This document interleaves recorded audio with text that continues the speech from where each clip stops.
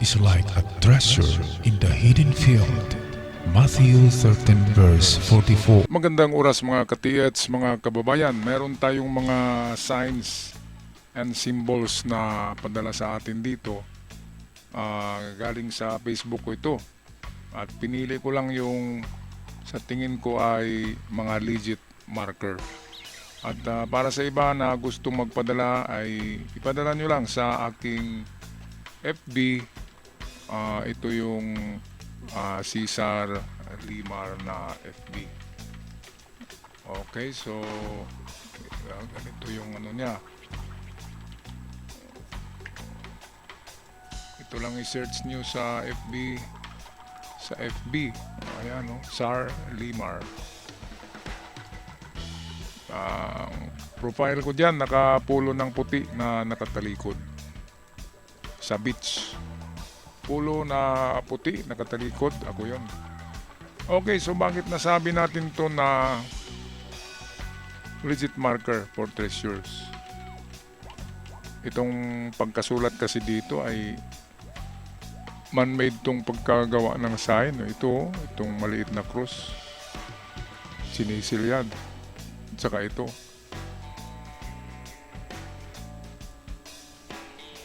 Meron pa dito sa itaas. Parang nakagano, no? Ayan, so ito ay big boulder reference marker. Diyan kinukuha. Diyan tinitingnan kung saan direksyon, anong distansya. Ito yung pinaka main marker niya, pinaka main marker. Okay, so itong linya, maraming sikreto ang linya, kunting pagkakaiba ang kahulugan. Katulad nito, sintrong-sintro siya sa dot. Ito yung maganda kapag sintro. Kasi sintro na sintro ang paghanap. So dito nagsasabi siya na may sinulat siya na 10. At ito yung sign na nagsasabi na treasure at norte. So ito yung treasure. Baliktad kasi to, binaliktad to. So ang ibig sabihin yan, lalo na ito, sa likod sa likod ng bato, norte yan eh. Kasi kung magawa tayo ng compass, ito yung north, south, west, and east. So ang likuran ng bato ay assume na norte yan sa ating analysis. So ang item ay likod. At ano ba ang distansya sa likod ng bato? So ito na yung ating bigyan ng ilustrasyon. So halimbawa ito yung bato at narito dito sa harap ang marka. Ayan, so sabi ko kanina sa likod. Okay, sa likod. So punta tayo dito sa likuran. Anong distansya ba ang ating target? Well, ang sikreto niyan ay itong maliit na cross. So maliit na cross is 10. Hindi sinabi kung meter o foot. So kung 10 foot, yan ang pinakauna, 10 foot or 10 feet. 10 feet is 3 meters mahigit. Sabihin natin 4 meters yan. 3 meters lang yan 3 meters mahigit.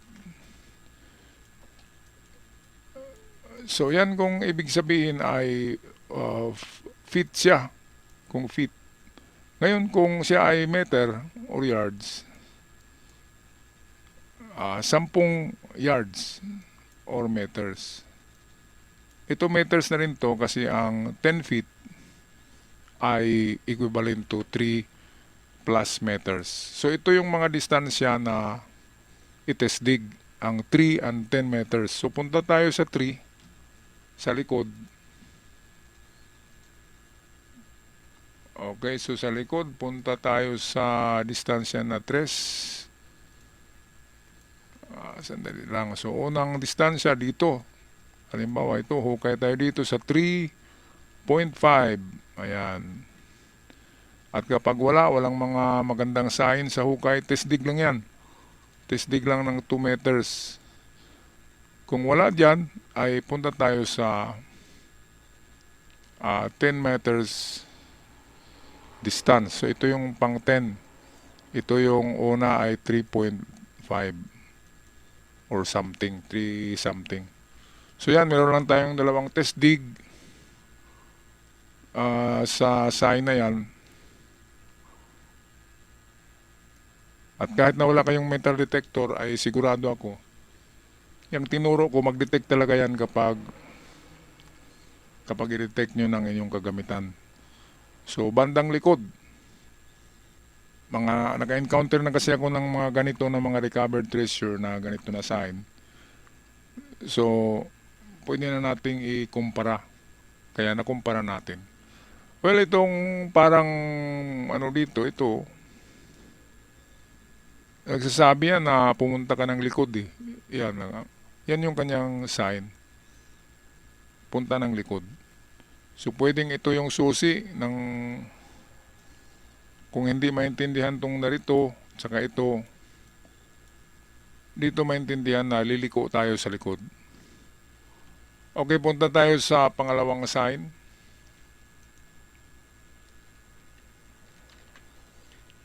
Ito ay distance sign. So, man-made siya, klarong-klaro. Palagay ko sa ilalim ng palagay ko sa hukay, medyo ibabaw to eh. So, siguro nasa 1 meter pa ito, 2 meters. Baka noong unang panahon, noong giyera, baka itong bato na ito ay lumitaw pa to. Lumitaw at sa tagal ay natabunan sa tagal ng panahon. Dahil 80 years lang ang nakalipas ng giyera.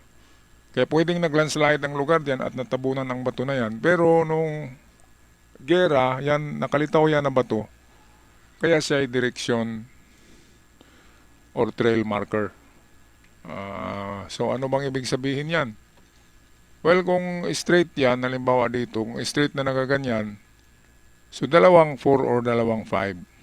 4 to 5 kasi ang equivalent ng bawat D. So 4 to 5. Pwedeng 5, pwedeng 4 lang meters. So ito ang sabi ng una ay punta ka sa 5 meters dito.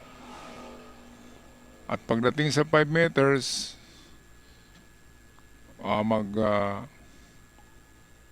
mag-dive ka, pero gamitin mo pa rin ang value na 5. So, dalawang 5 yan. So, ibig sabihin 10. 10 meters. Pagdating sa 10, itong dito na portion sa 10 sa dulo ay sundan mo ang angle na ito. Ang sabi niya, mag-dive ka. So, yan. Okay tayo dyan ng ayan, kung ito na direksyon ng hukay, hindi naman pwedeng ganyan. So, ganito ang hukay niyan, ang itsura. Ayan, so itong dito, ilabas din yung lupa. Tanggalin tong lupa dito. So, ganito yung ating hukay. Sa ika 10 meters. Pwede rin sa ika 10 meters ay may tinuturo yan na countersign. At kapag mayroong countersign doon sa 10 meters sa bato, may bato yan na kaharap, yan ang maganda dahil mayroong final marker. Yun ang maganda eh. Karamihan ng final marker ay arrow down, letter A,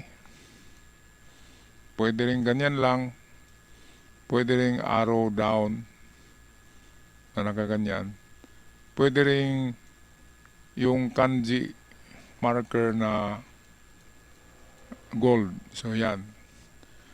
So, yan ay mga kahulugan ng down. Pwede rin ang bato kung may parang kalduhan sa itaas. Tinatawag ko yan na imbudo. Kapag may butas dyan na parang imbudo, under yan sa bato. So, yan yung mga under na sign or marker. Okay, so itong kabuuan yan, nagsasabi siya ng distance. So, pwedeng 10 meters ang sinabi niya dahil 4 to 5 meters ang bawat B. So, pwede ring 8 meters lang. So, 8 to 10 meters. Tingnan, kapag may bato doon na may marka na down under or treasure under, yun na yun. Yun na yung final na hukay. Okay, another sign. Ito, wala talaga tong duda na man-made ito. Meron akong nakita na ganito sa bundok katulad na katulad. Ayan, no? So, ito hindi yan nakatagilid. Nakatayo yan eh. So, ito yung itsura niya. Ito yung itsura niya. Dito tayo sa gilid.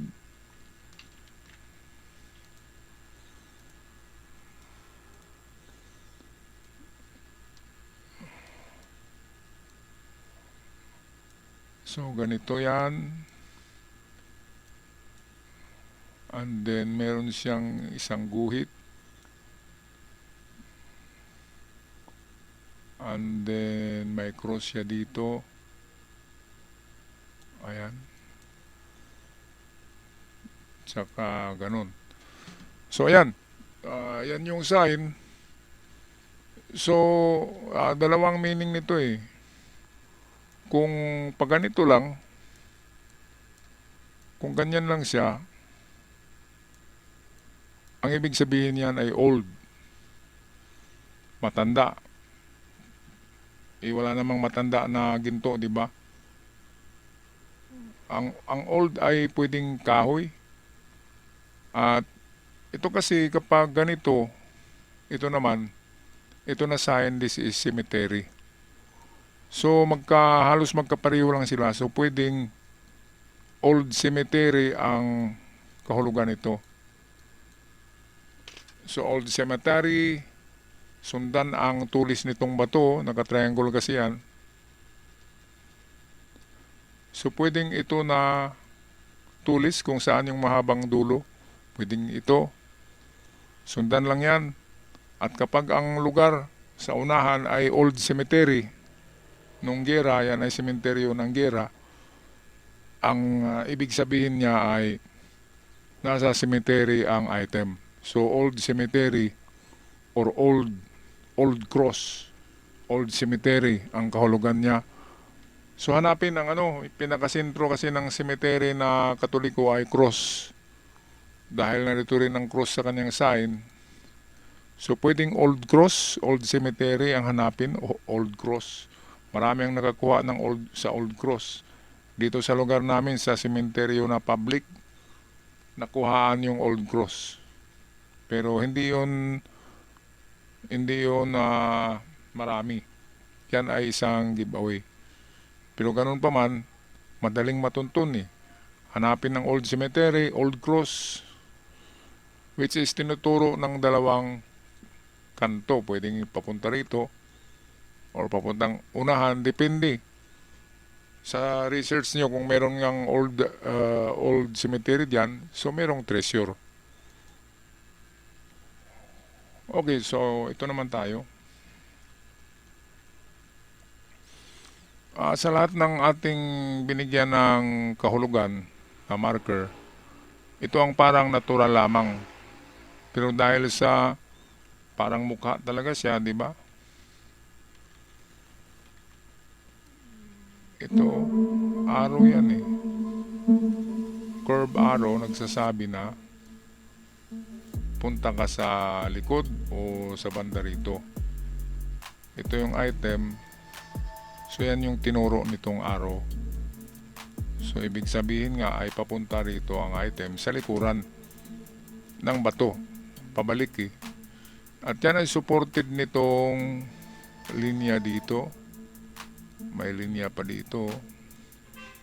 Lahat yan ay papunta sa likuran. Ngayon ang gawin nyo sa likuran, kung meron kayong mga scanner o locator, i-locate nyo. Kapag malakas ang likuran, of course, kung saan umiikot ng matindi, doon kayo mag-test dig ng 2 meters. Alright, so yan lang ating analysis mga ka-TH. Magandang mga marker ito dahil man-made. At sana ay napanood nyo ito kung sino man ang may-ari nito. At i-test dig nyo na yung mga tinuturo ko na distansya. Gamitan nyo rin ang gamit nyo at kapag iikot, confirm na meron ay malaking tsansa na makakuha kayo ng jackpot. Alright, so kung magpaalam na, maraming salamat sa lahat. Huwag kalimutan mag-subscribe sa mga bago pa lamang. Hanggang sa muli, paalam at ingat ang lahat.